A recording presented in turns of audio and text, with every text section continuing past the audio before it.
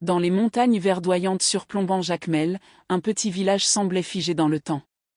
C'est là que grandissait Naïa, une jeune femme à l'âme aussi lumineuse que les eaux turquoises bordant la côte haïtienne. Elle vivait avec sa grand-mère, Mantida, une mambo respectée, gardienne des secrets anciens et des rituels vaudous transmis de génération en génération. Depuis son enfance, Naïa avait toujours ressenti une présence autour d'elle, une ombre bienveillante qui l'accompagnait dans les moments de doute. Mantida lui répétait souvent « Les ancêtres veillent, ma fille. » Mais certains mystères ne doivent être dévoilés qu'au moment venu. Un jour, alors que le village se préparait pour la fête de Guédé, la fête des morts, un étranger arriva. Sa peau était marquée par le soleil, ses yeux d'un vert perçant trahissaient une origine lointaine.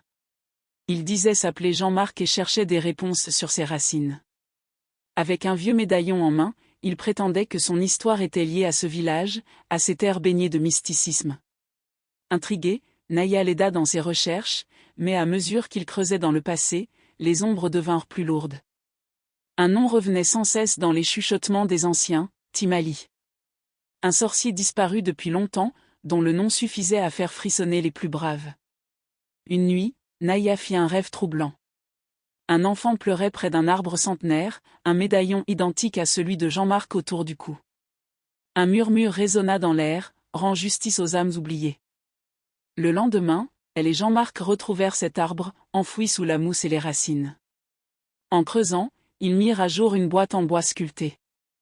À l'intérieur, un carnet jauni par le temps révélait la vérité. Jean-Marc était le descendant d'un enfant abandonné par un colon français et une esclave haïtienne, renié par son père et effacé de l'histoire familiale.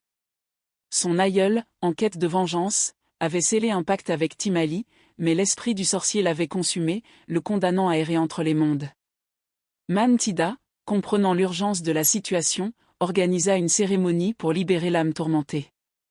Entre chants sacrés et battements de tambour, la terre trembla et un vent glacé traversa l'assemblée. Lorsque le silence revint, Jean-Marc sentit un poids quitter ses épaules. Pour la première fois, il savait qui il était vraiment. Mais l'histoire ne s'arrêta pas là. Cette nuit-là, Naïa reçut une autre vision. Dans son sommeil, une silhouette vêtue de blanc lui tendait la main. « Il reste encore des vérités enfouies, cherche au-delà des ombres », murmura la voix.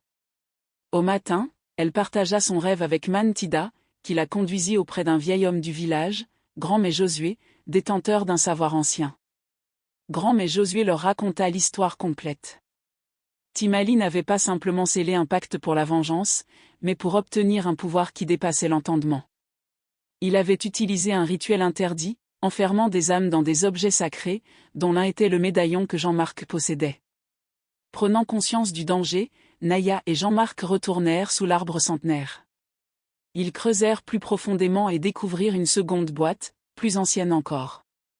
À l'intérieur reposait un masque en bois gravé de symboles vaudous.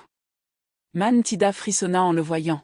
« C'est l'artefact qui liait Timali aux ténèbres », expliqua-t-elle.